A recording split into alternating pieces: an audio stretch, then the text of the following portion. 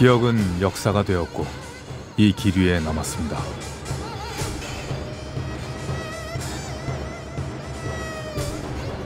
어쩌면 그들이 간절하게 바랬을 오늘.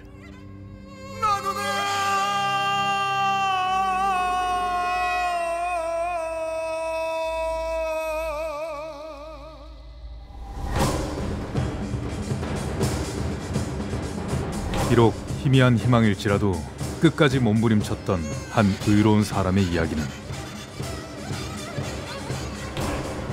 여기서 시작합니다.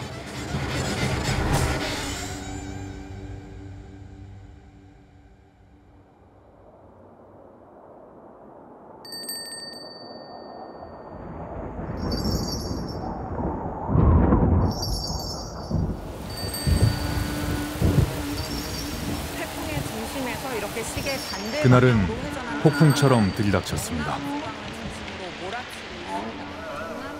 서울 도성으로 진격하려던 13도 창의군의 작전은 실패로 돌아갔고 임진강 주변에서 유격전을 이어가던 의병장 왕산허인은 결국 일본 헌병에 의해 체포됩니다.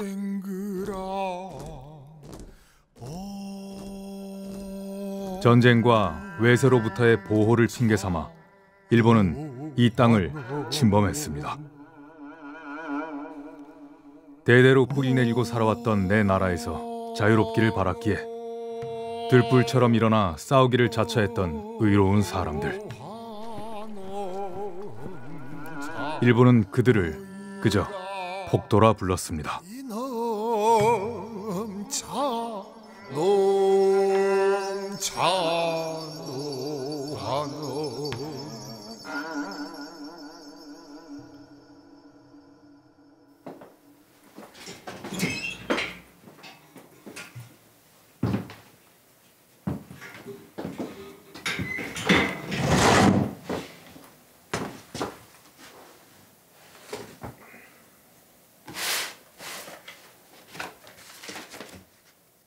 기해.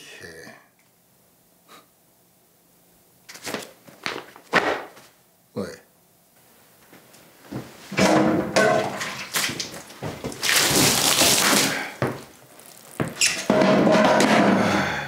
君たちは単なる暴徒に過ぎない。官軍の武器を盗み、民間人の金品を奪う、いわゆる盗賊だ。さあ、真実を話したまえ。あなたのような方なら全てお分かりでしょう。誰が見ても勝ち目のない戦いなのに何を信じて暴動を起こしたのか話にもならん。暴動の主導者は誰ですか？ 이 싸움의 주동자는 바로 그대의 통각 이등방문이다.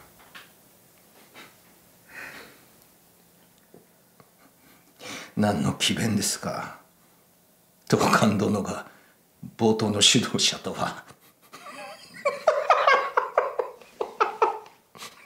話にもならない。あまり私を刺激させないでください。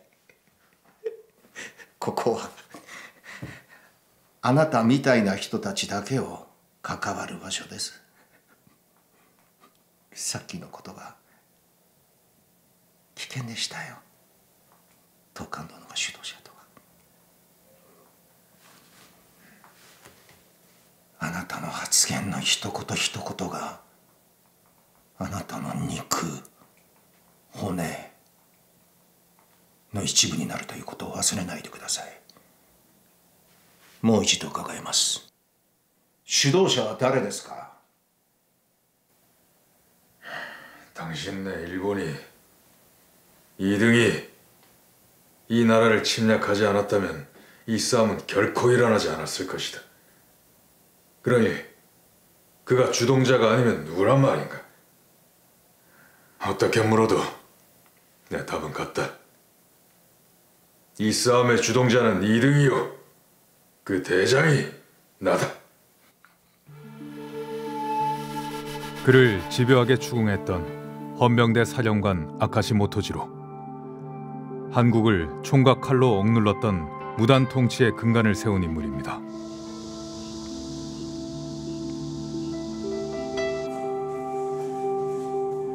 이곳 독립기념관 수장고에는 아카시가 남긴 유물이 보관되어 있습니다. 헌병대 사령관에서 물러나며 아카시 모토지로는 후임자에게 친필로 서한을 보냅니다.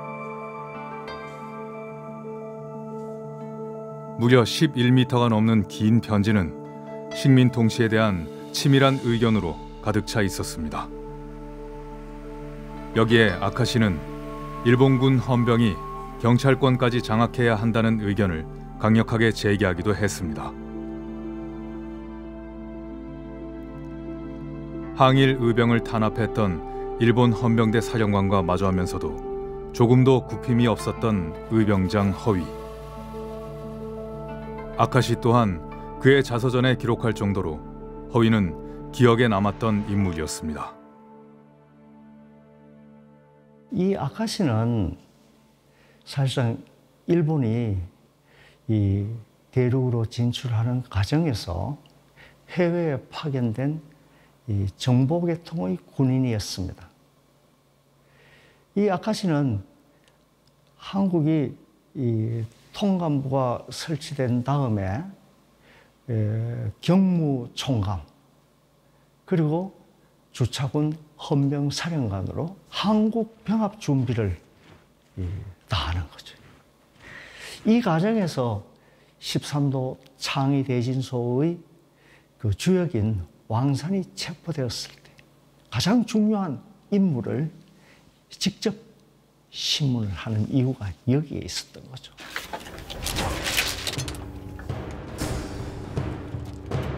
당시 대한매일신보는 의병장 허위가 체포된 이후 혹독하게 당한 옥고와 재판 상황에 대한 기사를 연재하였습니다. 대한 국민들은 이를 지켜보며 함께 통쾌해하기도 울음을 삼키기도 했습니다.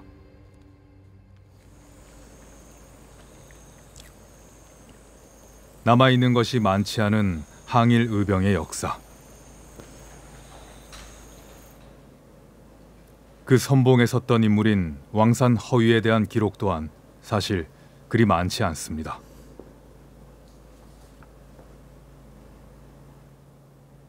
그의 고향 땅 구미시 임은동에 선생의 기념관이 세워져 그의 행적을 만날 수 있습니다.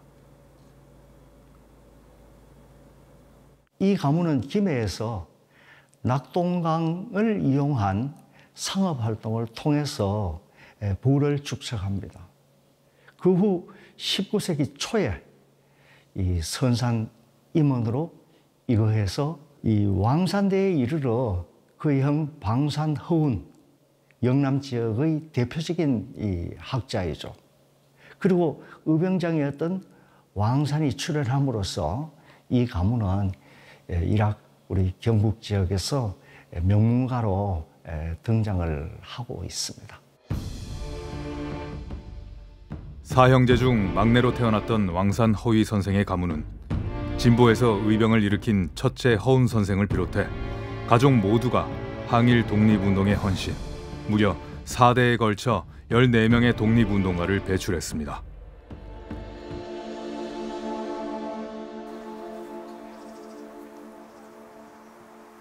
일제강점기 독립운동 가문이라면 을에 감내해야 했던 시련의 세월.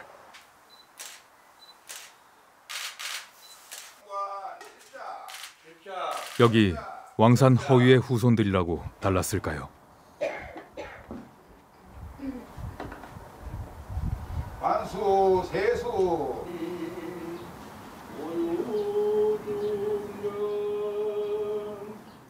허위 선생을 기리는 기념 행사에 초대받아 처음 한자리에 모인 후손들. 그들의 이름들이 조금은 낯섭니다.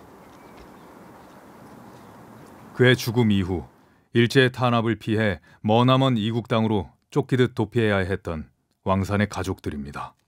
기념식장에서 왕산 허위 선생의 손자이신 허 블라디슬라브님 참석하셨습니다.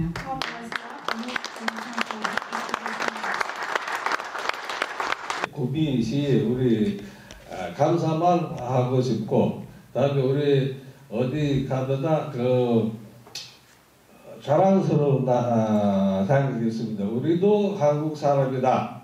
안에 이제 남아 있겠지만. Но самое лучшее место, как я считаю, это музей Хови Хованца.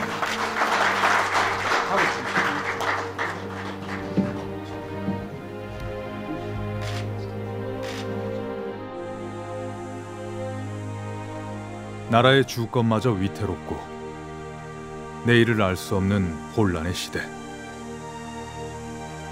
의와 충을 생애 표대로 살아온 왕산 허위는 우리 독립운동사에서 특별한 존재였습니다.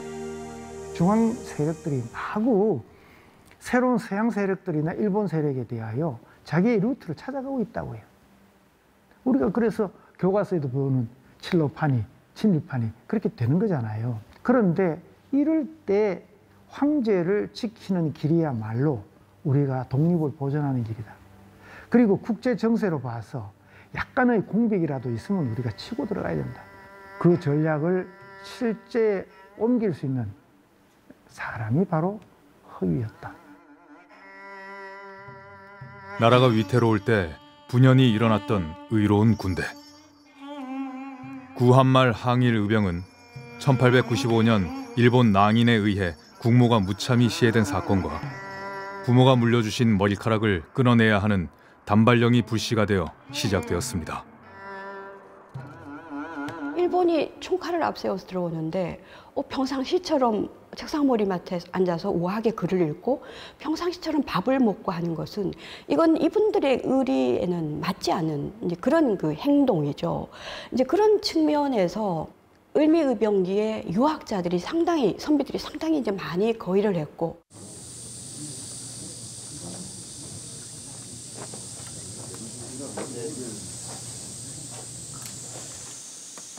그래, 이 총은 어떻게 쏘는 건가?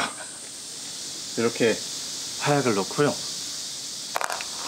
한번 다져줍니다. 총알을 넣고, 그리고 이곳에 불을 붙여서 땅!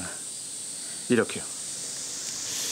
시간이 너무 많이 걸리는데 장전하는 동안 자네가 다칠 수도 있겠어. 에이, 이래봐도 제가 호랑이 잡는 포수입니다. 저만 믿으십시오. 그래.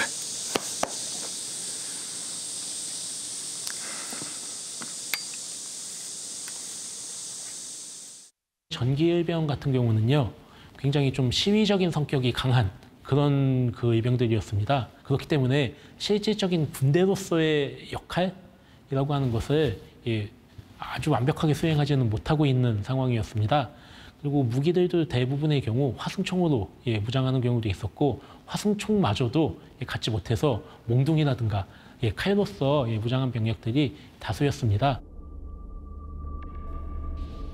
일제는 전쟁을 구실로 조선의 군사를 파견하며 침략의 마술을 드러내었고 친일 내각을 내세워 조선의 내정에 간섭합니다. 이에 분개하고 일제를 몰아내기 위해 전국의 유생들이 의병을 일으켰으니 이것이 바로 한말 의병의 시작이었습니다.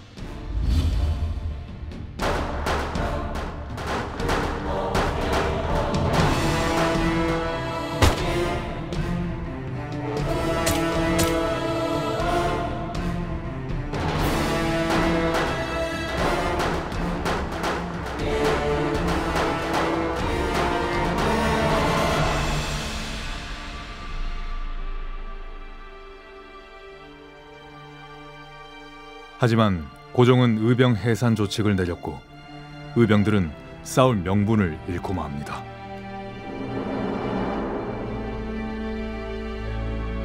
고종의 이 해산 조칙이 내려왔을 때 이건 고종의 뜻이 아닐 것, 한편으로 실망하신 분도 있었지만 또 한편으로는 이건 고종의 뜻이 아닐 것이다라고 해서 계속 항쟁을 이어가는 분들도 있었죠.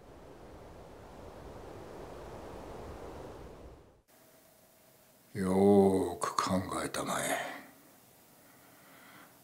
あなたが兵士たちと共に血を流して戦ってたその瞬間、あなたがそれほど守りたかった皇帝は何とおっしゃいましたか。みんな退散しろ。私のために戦わないでくれ。日本は私を守ってくれてる。そうおっしゃってたじゃないですか。だったらあなたは皇帝がおっしゃった通り行動しなければならないんです。 진실을 왜곡하지 마라.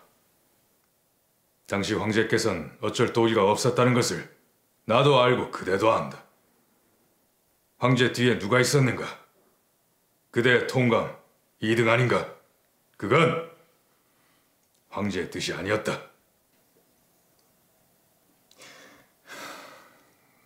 義を重んじて旗を掲げれば思うようになると思ったんですか。それともそのろくでもなく掲げてる旗で弾一つ防げると思ったんですか。 싸울 수 있어서 싸우는 게 아니라 싸워야 하기에 싸우는 거다.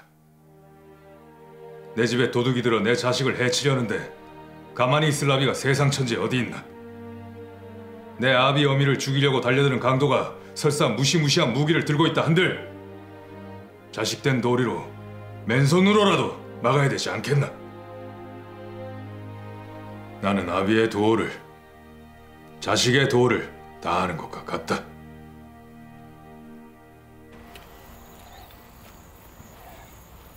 일가족이 구계를 떠돌다 보니 제대로 된 허위 선생의 묘소 하나 마련하지 못하다가 몇 해 전 이곳 고향 땅으로 모시게 되었습니다.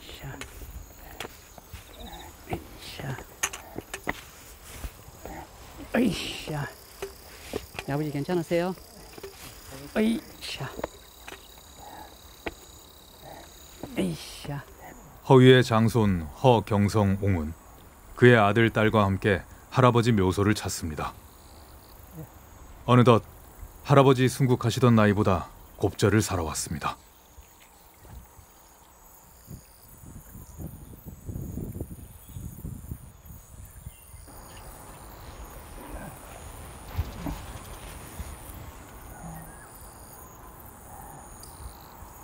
(1927년) 만주에서 태어나 목단강에서 살았던 그는 광복되던 해 한국에 돌아왔습니다.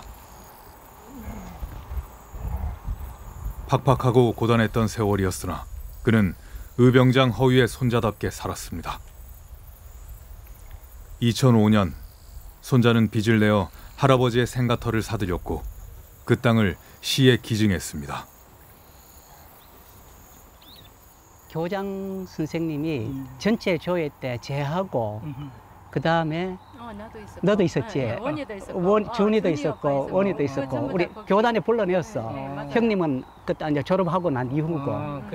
그래서 교장 선생님이 정조 할아버지 우리 후손이라고 정교성 앞에서 막 이렇게 소개할 때 너무 가슴이 벅찼던 적이 있어. 그때 그 교과서에 나왔어. 교과서 그 바른 생활책이 나왔어. 맞아.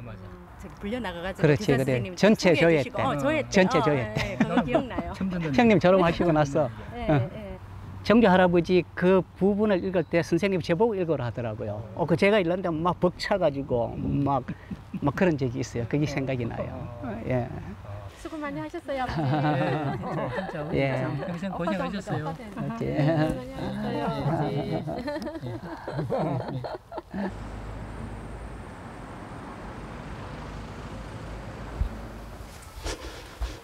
허위 선생의 증손자인 허윤 씨. 그가 고이 간직해오는 것이 있습니다. 이 훈장입니다. 건국공로 훈장 요 중장 그 원본 훈장. 대한민국 장은 건국 훈장 중에서도 최고 훈장입니다. 선생이 이 모습을 보았다면 얼마나 가슴 벅차하셨을까요? 그 허위 할아버지께서 대한민국 건국훈장 대한민국장을 받으셨더라고요. 사실 안중근 의사, 윤봉길 의사, 뭐 가장 최근에는 유관순 열사까지 저희가 정말 역사책에서 안창호 뭐 의사라든지 김구 선생님 뭐 이런 분들까지 정말 유명한 분들의 나란히 하는 그 할아버지의 이름이 저를 있는 걸 보면서 굉장히 자부심을 갖게 되더라고요. 오랜 타국 생활에 선생의 유품인들 온전할 수 있었을까요? 큰아버지 처가의 다락방에 숨겨뒀던 허위 할아버지의 유서와 교지들을 한국에 들어와서야 허경성 씨가 넘겨받았고 다시 그의 아들 허윤 씨에게 전해졌습니다.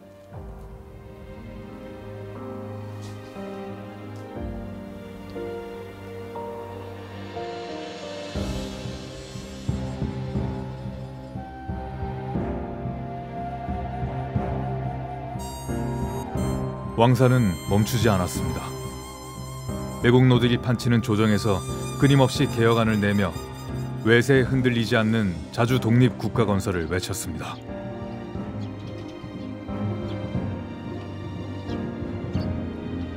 우리가 약한 것은 땅덩이가 작기 때문도 아니고 인민이 적기 때문도 아니며 재력이 가난하기 때문인 것도 아닙니다. 정사가 밟지 못하기 때문입니다. 비록 담마, 포와 같이 작은 나라도 일찍이 남의 압제를 받은 적이 없습니다. 그 나라를 잘 다스리는데 다른 나라가 와서 침범했다는 것은 들은 바가 없습니다. 허위 선생 같은 경우에는 초기에는 척사유림으로서 척사적인 성격으로서 의병항쟁을 했습니다. 하지만 그 이후에 여러 관직 생활을 거치면서 세상을 보는 눈이 변화하게 됩니다. 그러면서 이제 척사 가지고는 이 세상을 바꿀 수 없구나 인식하게 되고, 그래서 심교육도 해야 된다. 심지어는 인재를 선발해서 유학을 보내야 된다. 기존에 뭐 노비도 실제 1894년에 이미 노비 해방이 이루어졌지만 실질적으로 이것이 이루어져야 된다라든가 백성에 대한 안이라든가 산업 이런 부분에 조목조목 제시를 할 수 있었던 부분에는 바로 이 왕산 허위쌤의 특이한 이력 그리고 그 이력을 통해서 얻었던 현실 감각.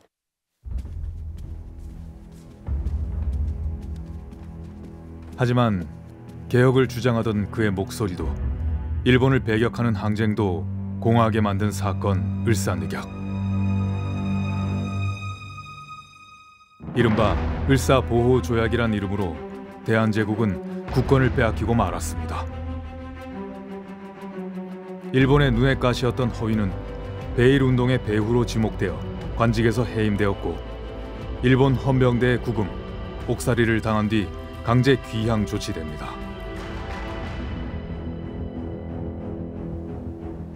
점점 더 기울어가는 대한제국의 운명.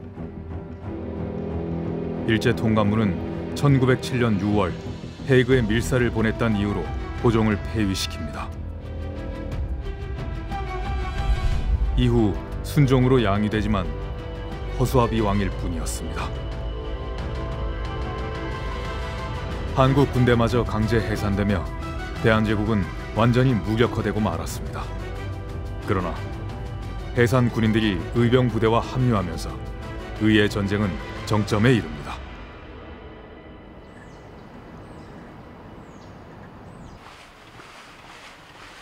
한국 군대 해산 조치 이후 소요 사태에 대비한다는 이유를 들어 1907년 7월 26일 일본군 1,300여 명이 부산에 상륙합니다. 그들은 의병을 진압하기 위한 2년간의 과정을 일지에 상세히 기록해 두었습니다. 화력과 군사력에서 단연 앞섰던 일본군. 화승총에 집신을 신은 의병들은 그들의 적수가 되지 못했습니다. 일본군 가지고 있는 무기하고는 상대가 되질 않아요.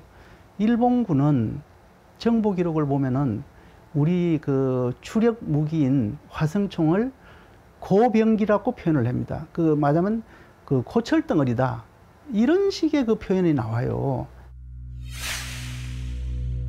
단 10개월간 일본군 한 명이 죽인 의병만 116명. 잔혹한 숫자만 남았습니다.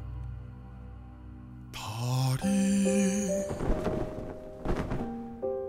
대장군 되니 1907년 의병장 허위는 전국에서 의병들을 모았습니다.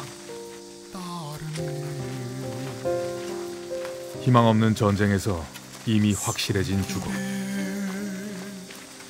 그러나 일본의 노예가 아니라 자유민으로 살고자 그들은 초라한 무기를 뜨거운 의기로 들어올렸습니다. 저 너머로 나가리.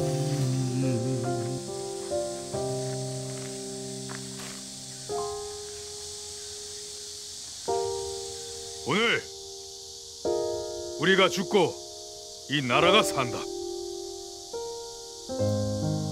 우리의 육신은 죽고 후손들이 살아갈 이 땅이 산다. 비록 우리는 비통하나 훗날 우리의 자손들은 당당할 것이다. 아니 기뻐하라. 그들이 우리를 기억할 것이다.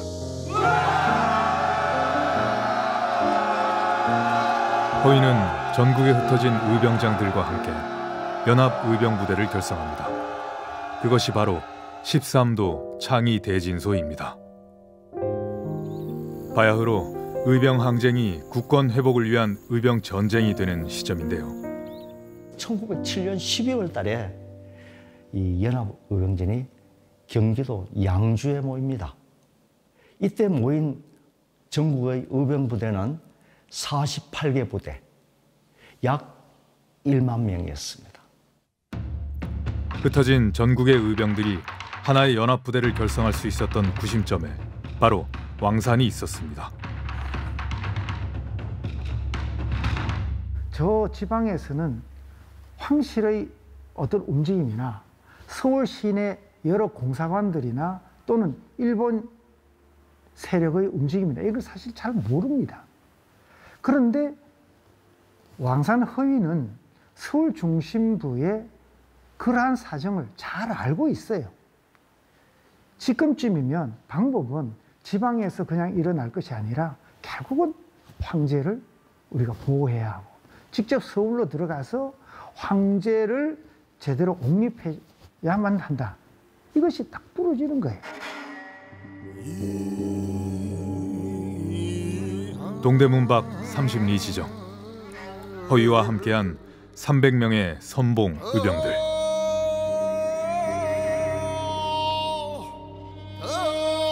그러나 이미 의병들의 서울 진공 계획을 알아챈 일본군은 최신 무기인 기관총을 동대문에 걸며 방어망을 구축하고 있었습니다. 정군! 진격하라!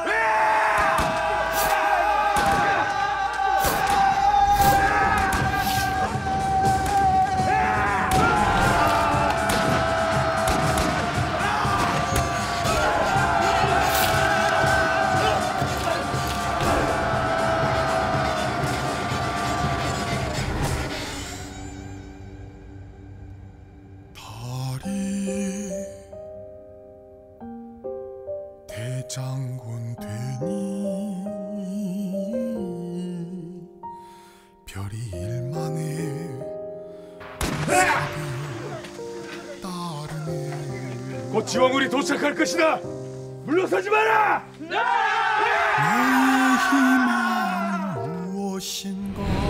현대식 무기로 무장한 일본군의 강력한 공격에 13도 창의군의 서울 진공 작전은 결국 물거품이 되고 말았습니다.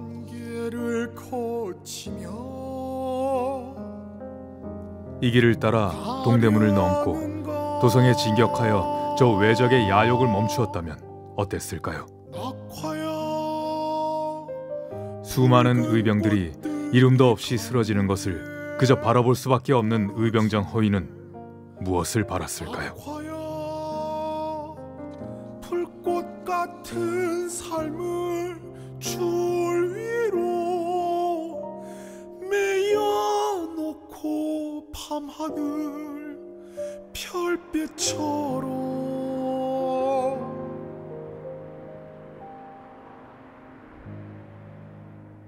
한말 의병 전쟁의 피크였어요.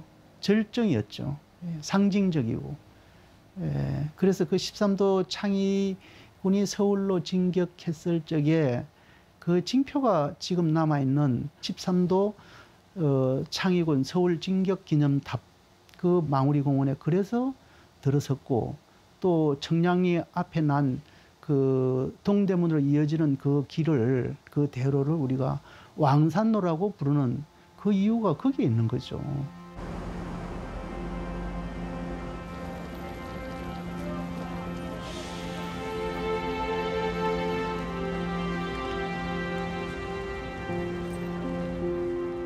아카시의 마음에도 차츰 변화가 생깁니다. 그는 허위를 설득하려 합니다. 例えたらこの病んだ国を我々が安ましてるようなもんですよ。腕、足、体を揉んで叩いて初めのうちは痛いんですが、治療の一環としてやってればいずれ完治するわけですよ。そうでしょ? 저 연필을 보라. 겉은 붉어 보여도 속은 검기가 비할 데가 없다. 귀국이 우리를 대하는 것이 이와 같다. 도와주려 한다고. 말로는 보호를 주장하지만 실제로는 멸망시키려는 마음을 포장하고 있는 것 아닌가? 난다 또? 너희의 검은 속내를 우린 잘 알고 있다. 그 때문에 우리들은 목숨을 바쳐 의의 전쟁을 일으킨 것이다.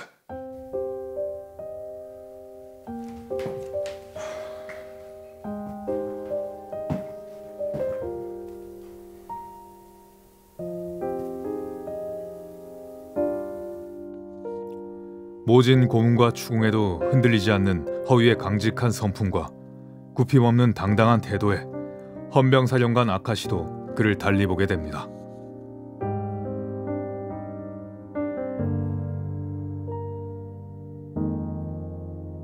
그 왕산으로 인한 그 왕산이 가진 그 파급력, 영향력 이런 것들이 실질적으로 만주 지역의 독립운동을 충격했고, 또 국내에서도 대한강복회의 박상진을 중심으로 하는 그 대한강복회가 조직될 수 있는 그 연원이 왕산에서 나오는 거죠. 그러니까 국내외로 독립운동이 확장되는 그 굉장히 중요한 역할을 왕산이 했던 거죠.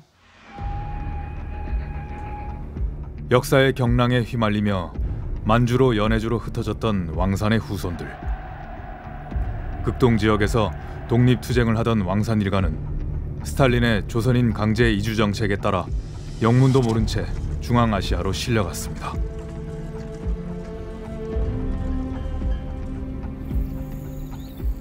독립운동 가문의 고단한 여정은 이곳 중앙아시아 평원의 땅에 흩뿌려졌습니다.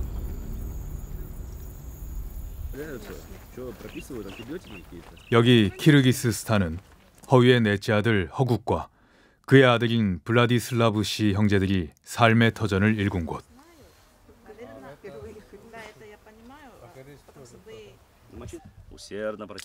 부모님과 형이 묻힌 곳을 찾아 성묘하러 온 블라디슬라브 씨 가족들.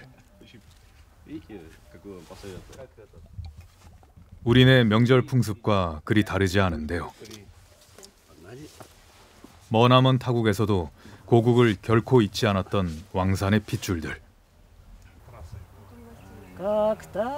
та сосна, что на горе, пронзает панцирь скал, преграды все преодолеть сумеем мы всегда. Он перевел песню, потом вообще-то он перед смертью, у него было такое желание, чтобы я спела эту песню. Дело в том, что да, есть эгукка, есть перевод. Но этот перевод, он просто перевод текста. А папа хотел перевести его так, чтобы текст ложился на музыку, чтобы можно было петь. И он перевел. 키르기스스탄의 후손들은 할아버지 허이와 조국을 잊지 않으려고 애를 써왔습니다. 그들의 뿌리를 기억하기 위해 그의 자식은 또 그의 자식에게 할아버지의 위대한 이야기를 들려주고 있습니다.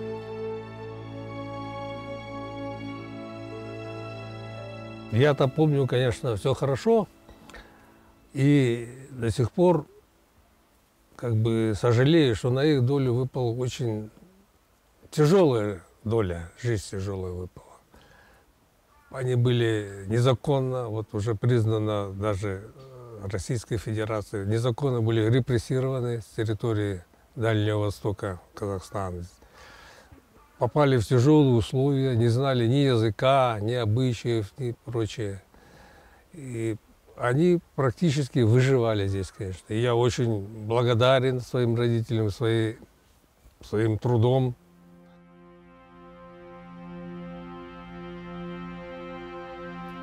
독립운동으로 먼 타양에서 살게 됐지만 그들의 마음은 여전히 고국에 뿌리 내리고 있습니다.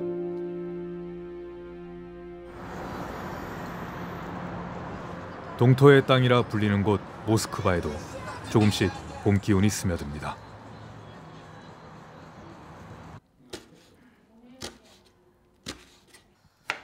미라 씨의 아파트에서 좋은 냄새가 나는데요. 오늘은 솜씨를 부려 잔치국수를 말아냅니다.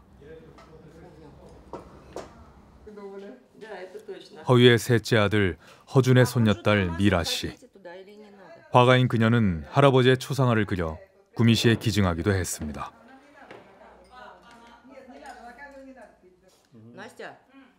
이젠 이 땅에 허위의 5대손, 6대손들이 살 정도로 세월이 흘렀지만 어릴 적부터 전해들은 할아버지 이야기는 이어지고 있습니다. Ну, как бы вечером он всегда рассказывал мне разные сказки. Ну, это лет 5-6 было. И он мне говорит, ты знаешь, начинает сказку о том, что вот Корея, вот это твоя родина, и там сейчас очень тяжело, потому что эта страна находится под японцами. Ну, что я там маленькая понимала? Но ты знаешь, вот был герой, который боролся за освобождение этой страны. Я сижу, думаю, ну хорошо, герой. А что этот герой делает про себя? Ну, это смешно, конечно, это чисто детское такое восприятие. Ну, он говорит, папа, я говорю, а что он там делает-то? Ну, герой, я понимаю. 허위의 손자로서 미라 씨 아버지 허웅배 씨는 고향을 떠나 만주, 러시아로 오는 과정을 회고록으로 남겼습니다. 후손들이 그들의 고단한 망명길을 잊지 않도록 말이죠.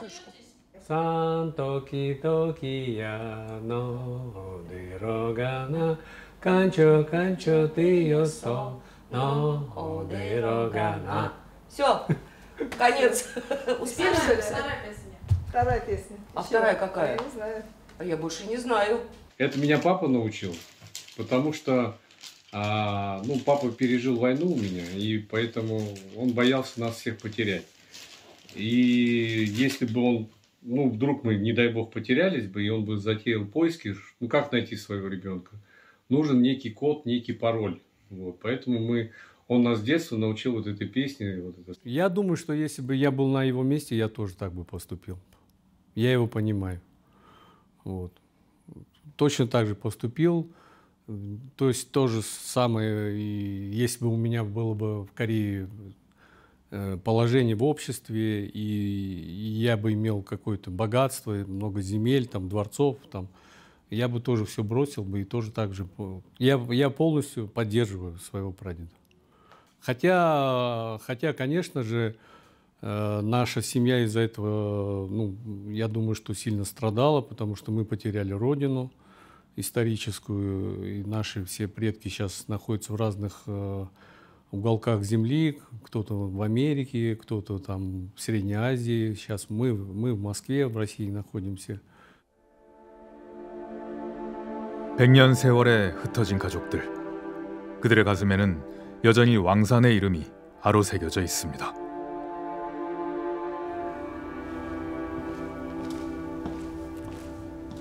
(1908년) 허위 할아버지가 투옥되던 해에 지어진 서대문 형무소. 허위의 증손자와 그의 아들들이 기억의 방을 찾았습니다.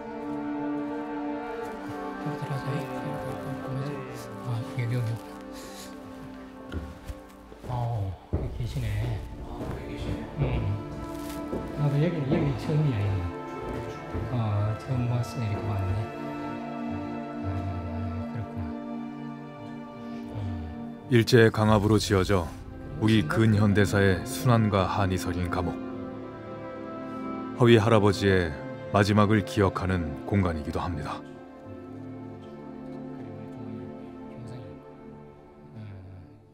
(1907년 12월) 경기도 양주에 집결한 1만여 명의 의병들은 총대장의 이인영, 군사장의 허위를 추대하여 의병연합부대 13도 창의군을 결성하고 서울 진공작전을 추진하였다. 이듬해 1월 허위가 이끄는 선발대가 서울 근교까지 진격하였으나 일본군의 공격으로 패퇴하였고 총대장 이인영이 부친상을 당하여 귀향하면서 서울 진공작전은 실패로 돌아갔다.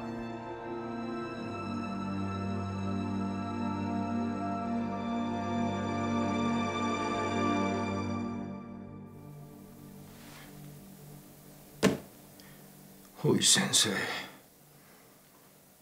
もうすぐ判決が出ます。きっとあなたは死刑になることでしょう。今からでも遅くありません。我々と共に歩みましょう。私が先生のために全力を尽くします。 나는 의병장이다. 목숨을 구걸하지 않겠다.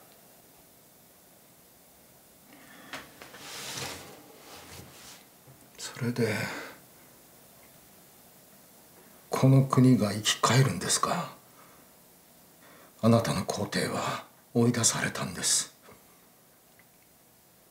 この国はないんです。この国はないんですよ。我が大日本帝国がこの国の未来なんです。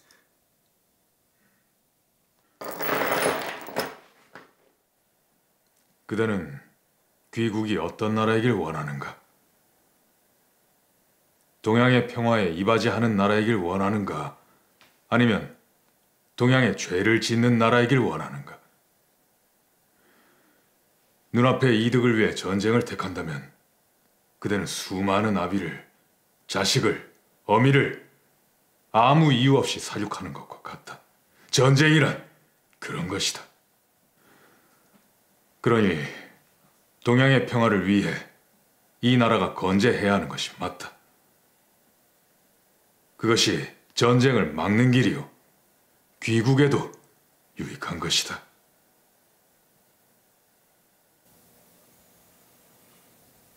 이 아카시가 왕산을 신문하는 과정에서 오히려 왕산이 가지고 있는 그 담대한 포부와 그 기상에 경복이 돼서 그 아카시 자서전을 보면 그렇게 돼 있어요.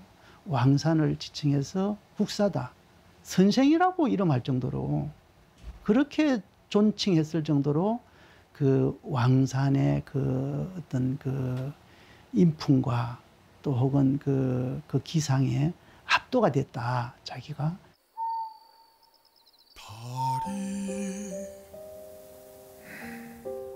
대장군 되니, 달이 대장군 되니 별은 일만 군사되어 따르네.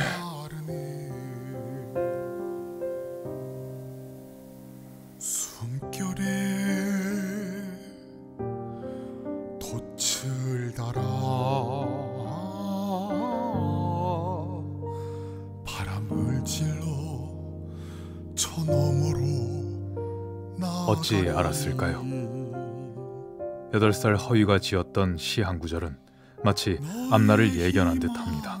무엇인가 거친 파도를 깨려는가 어둡고 뿌연 안개를 거치며 가려는가 낙화야 붉은 꽃들이 강물에 떨어지네 낙화야 불꽃 같은 삶을 줄 위로 아버지 장례도 치르지 못하고 나라도 회복하지 못했으니 불충불효한 이 몸 어찌 눈을 감겠는가.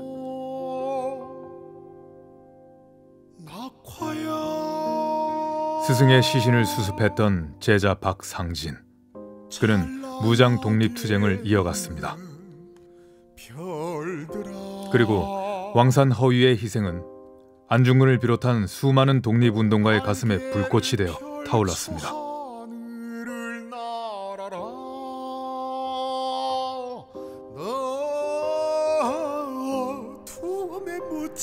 겹겹의 세월이 쌓인 길. 왕산이 이 길 넘어 서울로 진격했을 때 그는 어떤 꿈을 꾸었을까요? 어쩌면 오늘 우리가 너무도 당연하게 누리는 이 평범한 일상을 지켜주고 싶었던 것이 아니었을까요?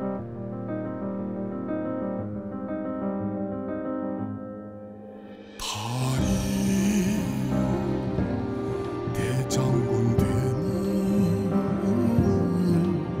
별이 일만에 군사되어 따르네 숨결에 돛을 달아 바람을 질러 저 너머로 나가리 낙화야 붉은 꽃들이 강물에 떨어지네 낙화야 불꽃 같은 삶을 줄 위로 매여놓고 밤하늘 별빛처럼